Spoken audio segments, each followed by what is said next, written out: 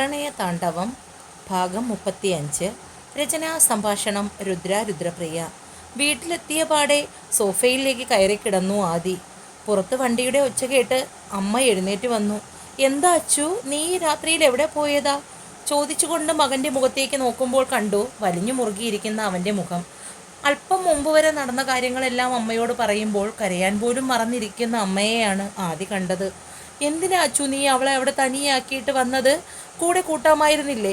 മംഗളത്തമ്മയുടെ ചോദ്യം കേട്ടപ്പോൾ ആദിത്യൻ അവരെ നോക്കി. ഈ പാതിരാത്രിയിൽ അവളെ അവിടെ നിന്നും ഇറക്കിക്കൊണ്ട് വരുന്നത് ശരിയല്ലെന്ന് തോന്നി അമ്മേ. നാളെ രാവിലെ നമുക്ക് അവിടെ പോയി അവളെ കൂട്ടാം. എന്നാലും സുമ എന്തിനാ മോനെ അവളോട് അങ്ങനെ ചെയ്തത്? തകർന്നു പോയി കാണും എൻ്റെ കുഞ്ഞ്. മംഗലത്തമ്മയുടെ കണ്ണുകളിൽ നിന്നും കണ്ണുനീർ ഒഴുകി പരന്നു. ആ രാത്രിയിൽ ആർക്കും ഉറങ്ങാൻ കഴിഞ്ഞില്ല. ഒരിടത്ത് അമ്മയും മകനും, മറ്റൊരിടത്തെല്ലാം തകർന്ന് ഇനി മുന്നോട്ടെന്ത് എന്ന ആലോചനയുമായി ബാലയും. ഒരു നിമിഷത്തെ ബുദ്ധിമോശത്തിൽ തൻ്റെ മകളെ തള്ളിപ്പറയേണ്ടി വന്ന ഒരമ്മയും മകളും മറ്റൊരിടത്ത്. ഉറക്കമില്ലാത്ത രാത്രി തന്നെയായിരുന്നു എല്ലാവർക്കും. വെളുപ്പാങ്കാലത്ത് എപ്പോഴോ ആണ് തൻ്റെ അടുത്ത് കിടക്കുന്നവളുടെ തേങ്ങിക്കരച്ചിൽ ഒതുങ്ങിയത് ജയ ഓർത്തു. അലസമായി പാറിപ്പറന്ന് കിടക്കുന്ന മുടിയിഴകൾ അവർ ഒതുക്കി കൊടുത്തു. കരച്ചിലുണങ്ങിയ പാടുകൾ. വല്ലാത്ത വേദന തോന്നി ആ പെണ്ണിനെ കണ്ടപ്പോൾ. ദീർഘമായി നിശ്വസിച്ചുകൊണ്ട് ജയ നിലത്തെ പായയിൽ നിന്നും എഴുന്നേറ്റു. പുറത്തിറങ്ങി മുഖം കഴുകി അടുക്കളയിൽ വന്ന് പാത്രത്തിൽ വെള്ളമെടുത്ത് അടുപ്പത്ത് വെച്ചു. പൊടിയും പഞ്ചസാരയും ഇട്ട് തിളപ്പിച്ച് 2 ഗ്ലാസ്സിലേക്ക് പകർന്നൊഴിച്ചപ്പോൾ ബാല എഴുന്നേറ്റ് വന്നു. ഒരു ഗ്ലാസ് ചായ അവളുടെ നേർക്ക് നീട്ടുമ്പോൾ മടിയൊന്നും കൂടാതെ ബാല അത് വാങ്ങി ചുണ്ടോട് ചേർത്തു. ചായയും കുടിച്ച് അടുക്കളപ്പടിയിൽ ഇരിക്കുമ്പോൾ അവളുടെ മുടിയൊക്കെ ചെവിക്ക് പിന്നിലായി ഒതുക്കി കൊടുത്തു ജയ. മോള് കുളി കഴിഞ്ഞ് ഈ വേഷമൊക്കെ മാറി വൃത്തിയായി നിൽക്ക്. സാറും അവിടുത്തെ അമ്മയും കൂടി വരാറായി കാണും. ഇപ്പോൾ തന്നെ നേരം ഒരുപാടായി. ജയ പറയുന്നതൊക്കെ കേൾക്കുന്നുണ്ടെങ്കിലും ബാലയുടെ മനസ്സിലെ കണക്കുകൂട്ടലുകൾ റോക്കറ്റിനേക്കാൾ വേഗത്തിൽ ചലിക്കുകയായിരുന്നു. അവൾ പുറത്തേക്കിറങ്ങി കിണറ്റിൻകരയിൽ നിന്നും വെള്ളം കോരി മുഖത്ത് ശക്തിയായി ഒഴിച്ചു. ശരീരത്തെ നനച്ചുകൊണ്ട് നിലത്തേക്ക് വീണ വെള്ളത്തുള്ളികളെ വാശിയോടെ തുടച്ചു നീക്കി. പുറത്തൊരു കാർ വന്ന് നിൽക്കുന്ന ഒച്ചയും അതിൽ നിന്നും ആദിയും മംഗലത്തമ്മയും കുഞ്ഞുമായി ഇറങ്ങി. ബാലയെ കണ്ടുകൊണ്ട് അവർ ഒതുക്കുകൾ വേഗത്തിൽ കയറുമ്പോൾ അമ്മ വീഴാതിരിക്കുന്നതിനായി ആദി കൈകളിൽ മുറുകെ പിടിച്ചു. ബാലയുടെ അടുത്തെത്തുമ്പോൾ ആദി മോനൂട്ടനെ കയ്യിലേക്ക് വാങ്ങി. ഒറ്റ ദിവസം കൊണ്ട് ആ ശരീരത്തിലുണ്ടായ മാറ്റം മംഗലത്തമ്മ വേഗം തിരിച്ചറിഞ്ഞു. പൊന്നുമോളെ നിലവിളിയോടുകൂടിയാണ് അവളെ തൻ്റെ മാറിലേക്ക് ചേർത്ത് പിടിച്ചതാ അമ്മ. അവരുടെ തോളിൽ മുഖം അമർത്തി കിടക്കുമ്പോൾ ഒച്ച പോലും വയ്ക്കാനാവാതെ അവളുടെ കണ്ണുകൾ മാത്രം പെയ്തുകൊണ്ടിരുന്നു. നിന്നെ കൂട്ടിക്കൊണ്ടു പോകാനാണ് അമ്മ വന്നത്. നമുക്ക് പോകാം. ആരോടാണെന്ന് വെച്ചാൽ പറഞ്ഞിട്ട് വാ. പുറത്തേക്ക് ഇറങ്ങി വരുന്ന ജയയെ നോക്കിക്കൊണ്ടാണ് മംഗലത്തെ അമ്മ അത് പറഞ്ഞത്. ബാല ഒന്നും മിണ്ടാതെ നിൽക്കുന്നത് കണ്ടപ്പോൾ ആദ്യം അവളെ തന്നെ നോക്കി. ഇല്ലമ്മേ, ഞാൻ വരുന്നില്ല. ബാലയുടെ മറുപടി കേട്ടപ്പോൾ മംഗലത്തമ്മയും ആദിയും ജയയും പരസ്പരം നോക്കി. എന്താ ബാല, നീ എന്തൊക്കെയായി പറയുന്നത്? വരുന്നില്ലെന്നോ? ആദിയുടെ ശബ്ദമുയർന്നു. അതെ സാർ, ഞാൻ വരുന്നില്ല. എപ്പോഴും അങ്ങനെ എല്ലാവരുടെയും മുന്നിൽ തോൽക്കാൻ ബാലയ്ക്ക് മനസ്സില്ല. അതെൻ്റെ വീടാണ്. എൻ്റെ അച്ഛൻ്റെ വിയർപ്പിൻ്റെ അധ്വാനമാണ് ആ വീട്. ആ വീട്ടിൽ നിന്ന് ഞാൻ ആരെ പിടിച്ചും ഇറങ്ങിപ്പോകില്ല. എന്നെ അങ്ങനെ ഇറക്കി വിടാനും ആർക്കും കഴിയില്ല. ബാലയെ മനസ്സിലാക്കുന്നവർക്കറിയാം സത്യം എന്താണെന്ന്. എനിക്കത് മാത്രം മതി. ഒളിച്ചോടി പോകാൻ എനിക്ക് പറ്റില്ല. അവളുടെ ഉറച്ച തീരുമാനം കേട്ടപ്പോൾ ആദിയുടെ ചുണ്ടിൽ ചെറു ചിരി വിടർന്നു. തലേന്നാൾ രാത്രിയിൽ തൻ്റെ മുന്നിലെല്ലാം നഷ്ടപ്പെട്ടവളെപ്പോലെ നിന്നവളിൽ നിന്നും ഈ ബാല ഒരുപാട് ദൂരം മുന്നിലേക്ക് നടന്നിരിക്കുന്നു. അവളുടെ തീരുമാനമാണ് ശരിയെന്ന് ആദിക്കും തോന്നിയപ്പോൾ അവളെ നിർബന്ധിക്കാൻ തുടങ്ങിയ മംഗലത്തമ്മയെ ആദി തടഞ്ഞു. വേണ്ടമ്മേ, അവളെ നിർബന്ധിക്കേണ്ട. അവളുടെ തീരുമാനമാണ് ശരി. എന്നെങ്കിലും എപ്പോഴെങ്കിലും നിനക്ക് അവിടെ പറ്റില്ലെന്നൊരു തോന്നലുണ്ടായാൽ ആ നിമിഷം ഞാൻ നിന്നെ കൂട്ടിക്കൊണ്ടു പോകും. അവളോടത് പറയുമ്പോൾ ആദിയുടെ ശബ്ദത്തിൽ അത്രമേൽ ഉറപ്പുണ്ടായിരുന്നു. ആദിയുടെ കയ്യിലിരിക്കുന്ന മോനൂട്ടനെ വാങ്ങി തൻ്റെ നെഞ്ചോട് ചേർത്ത് പിടിച്ചു ബാല. അവൻ്റെ കവിളിൽ ഉമ്മ വെച്ച് കുഞ്ഞിനെ ആദിയുടെ കയ്യിൽ തിരികെ ഏൽപ്പിച്ചു. ഇനി ആരുടെ മുന്നിലും ബാല തോൽക്കില്ല. ഇത് ബാലയുടെ വാശിയാണമ്മേ. അമ്മയും സാറും ധൈര്യമായി പൊയ്ക്കോളൂ, ഞാനങ്ങ് വന്നേക്കാം. അത് പറഞ്ഞ് തങ്ങളെയും കടന്ന് പുറത്തേക്കിറങ്ങി പോകുന്നവളെ ഒട്ടൊരു മന്ദഹാസത്തോടു കൂടിയാണ് ആദ്യം നോക്കി നിന്നത്. വീട്ടിലേക്ക് കയറി ചെല്ലുമ്പോൾ അവിടെ മൂകമായിരുന്നു. ഉണ്ണിക്കുട്ടൻ മാത്രം എഴുന്നേറ്റ് കൈവരിയിൽ ഇരിപ്പുണ്ട്. ബാലയെ കണ്ടപ്പോൾ തന്നെ അവർ ഓടി അവളെ ചേർത്ത് പിടിച്ചു. എനിക്കറിയായിരുന്നു ബാലേച്ചി എന്നെ വിട്ടു പോകില്ലെന്ന്. അവനെയും പിടിച്ചുകൊണ്ട് തന്നെ നേരെ അടുക്കളയിൽ പോയി 2 പേർക്കുമുള്ള ഭക്ഷണം മാത്രം ഉണ്ടാക്കി. ബാലയും കഴിച്ച് ഉണ്ണിക്കുട്ടനും കൊടുത്ത് അവനെ സ്കൂളിലേക്ക് പറഞ്ഞു വിട്ടു. ഉണ്ണിക്കുട്ടനും ബാലയുമായുള്ള സംസാരം കേട്ടുകൊണ്ട് സുമ എഴുന്നേറ്റ് പുറത്തേക്ക് വന്നു. അവരെ കണ്ടപ്പോൾ തന്നെ അവർക്ക് സമാധാനമായി.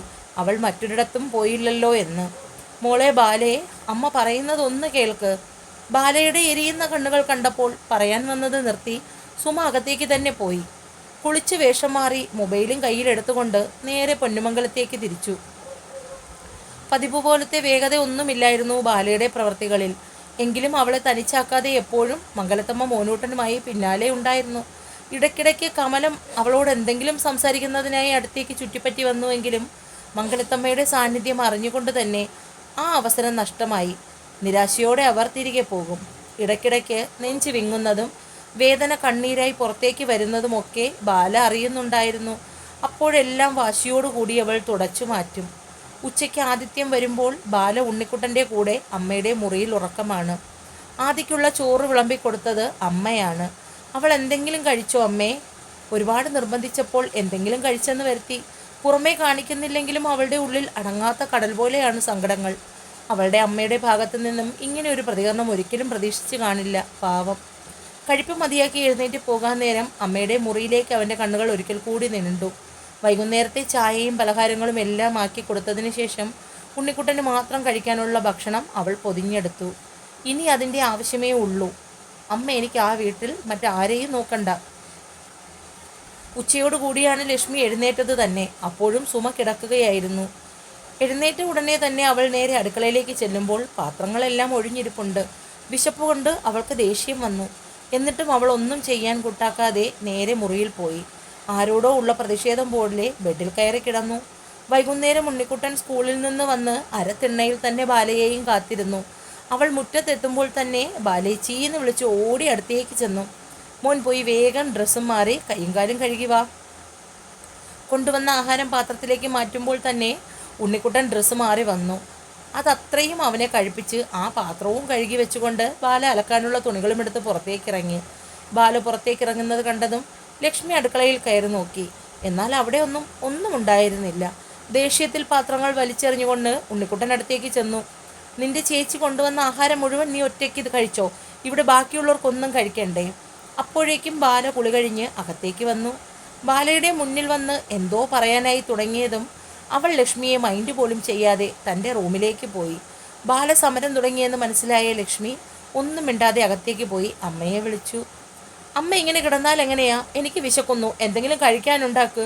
നമുക്ക് ഭക്ഷണം വല്ലതും വേണമെങ്കിൽ നമ്മൾ തന്നെ ഉണ്ടാക്കി കഴിക്കണം. അല്ലാതെ ഇവിടെ ആരും ഉണ്ടാക്കി തരില്ല. ആരോടോ ഉള്ള വാശി പോലെ അവൾ പറഞ്ഞുകൊണ്ടിരുന്നു. എന്നാൽ പറയുന്നത് കേട്ടപ്പോൾ സുമയ്ക്ക് ദേഷ്യമാണ് വന്നത്. എഴുന്നേറ്റ് കവിളടക്കം ഒന്ന് പൊട്ടിച്ചു കൊടുത്തു. കണ്ടവനെയൊക്കെ വിളിച്ച് വീട്ടിനുള്ളിൽ കയറ്റാൻ കാണിക്കുന്ന അതേ സാമർഥ്യം വല്ലതും വച്ചുണ്ടാക്കാനും കാണിക്കണം.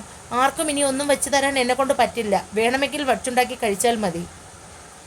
സുമ വീണ്ടും കിടക്കയിലേക്ക് വീണു. രാത്രിയിൽ ഉണ്ണിക്കുട്ടൻ പഠിച്ചു കഴിഞ്ഞപ്പോൾ ഉണ്ടായിരുന്ന ബ്രെഡും പഴവും അവനും കൊടുത്ത് ബാലയും കഴിച്ച് റൂമിൽ കയറി വാതിൽ കുറ്റിയിട്ടു. രാത്രിയിലും പട്ടിണി കിടക്കേണ്ട അവസ്ഥ വന്നപ്പോൾ ലക്ഷ്മിക്ക് ആകെ ദേഷ്യമായി. അവൾ എഴുന്നേറ്റ് അടുക്കളയിൽ വന്നു. അവിടെ ആഹാരം ഉണ്ടാക്കുന്നതിന് വേണ്ട ഒന്നും തന്നെ ഉണ്ടായിരുന്നില്ല. ഇത്രയും ദിവസം ബാല കൊണ്ടുവരുന്ന ആഹാരമായിരുന്നു എല്ലാവരും വയർ നിറച്ച് കഴിച്ചിരുന്നത്. ഇനി മുതൽ അതില്ല. സ്വന്തമായി എന്തെങ്കിലും വച്ചുണ്ടാക്കണം. അതിനാണെങ്കിൽ സാധനങ്ങളുമില്ല. കയ്യിലിരുന്ന പൈസയ്ക്ക് മൊബൈലും വാങ്ങി ബാക്കി മേക്കപ്പ് സാധനങ്ങളും ഒക്കെ വാങ്ങി തീർത്തു. ആ മൊബൈലാണെങ്കിൽ ഇന്നലത്തെ അടിയിൽ തല്ലി പൊട്ടിക്കുകയും ചെയ്തു. ഓരോന്നോർത്ത് കലത്തിൽ നിന്നും ഒരു ഗ്ലാസ് വെള്ളം മുക്കി കുടിച്ചു ലക്ഷ്മി. എന്നിട്ട് റൂമിൽ പോയി കമിഴ്ന്ന് കിടന്നു. ബാലേച്ചി ഇനി ഒരിക്കലും അമ്മയോടും ചേച്ചിയോടും കൂട്ടുകൂടില്ലേ? ഉണ്ണിക്കുട്ടൻ്റെ നിഷ്കളങ്കമായ ചോദ്യം കേട്ടപ്പോൾ ബാല അവൻ്റെ നേർക്ക് മുഖം തിരിച്ചു വെച്ചു. ബാലേച്ചിയെ മനസ്സിലാക്കാൻ അവരെ കൊണ്ടൊന്നും പറ്റില്ലല്ലോ മോനെ. പിന്നെ എന്തിനാ അവരെ ബാലേച്ചിക്ക്? എനിക്ക് നീ മാത്രം മതി, വേറെ ആരും വേണ്ട. എന്നാലും അമ്മ എന്തിനായിരിക്കും ബാലേച്ചി അങ്ങനെ പറഞ്ഞത്? അമ്മയ്ക്ക് ബാലേച്ചിയെ വേണ്ടായിരുന്നോ? ഉണ്ണിക്കുട്ടൻ്റെ വായിൽ നിന്നും അങ്ങനെ ഒരു ചോദ്യം കേട്ടപ്പോൾ അതുവരെ അടക്കി വെച്ചിരുന്ന സങ്കടം മുഴുവനും അണപൊട്ടി ഒഴുകി ബാലയ്ക്ക്. ചേച്ചിക്ക് ആരും വേണ്ട, എൻ്റെ ഉണ്ണിക്കുട്ടൻ മാത്രം മതി. ആ കുഞ്ഞിനെ കെട്ടിപ്പിടിച്ചവൾ കരയുമ്പോൾ അവൻ അവളുടെ തോളിൽ പതിയെ തട്ടിക്കൊടുത്തു. കുറച്ചു നേരം കഴിഞ്ഞപ്പോൾ കരച്ചിൽ നേർത്തു തുടങ്ങി. അവൾ ഉറങ്ങിയെന്ന് മനസ്സിലായതും ഉണ്ണിക്കുട്ടൻ എഴുന്നേറ്റ് കതക് കുറ്റിയിട്ടു. ബെഡ്ഷീറ്റ് വലിച്ച് ബാലയെ പുതപ്പിച്ചു. അവളുടെ അടുത്ത് അവനും ചേർന്ന് കിടന്നു. മൊബൈൽ റിങ് ചെയ്തതും ചേച്ചിയെ ഉണർത്താതെ അവൻ വേഗം കോൾ അറ്റൻഡ് ചെയ്തു. അപ്പുറത്ത് ആദിത്യനാണെന്ന് മനസ്സിലായി. സാർ. ഉണ്ണിക്കുട്ടൻ്റെ ശബ്ദം ആദ്യം തിരിച്ചറിഞ്ഞു. ബാല ഉറങ്ങിയോ മോനെ?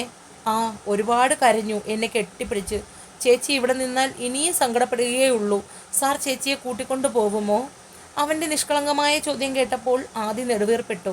നേരം ഒരുപാട് വൈകിയില്ലേ, മോൻ ഉറങ്ങിക്കോ. ആദി ആ സംഭാഷണം അവിടെ അവസാനിപ്പിച്ചു. തുടരും രുദ്രപ്രിയ. എല്ലാവരും ഒരു പാർട്ട് കൂടി ചോദിച്ചതുകൊണ്ടാണ് ഈ തിരക്കിനിടയിലും ഒരു പാർട്ട് കൂടി ഇട്ടത്. അതുകൊണ്ട് അഭിപ്രായങ്ങൾ അറിയിക്കണേ. നിറയെ സ്നേഹത്തോടെ രുദ്ര.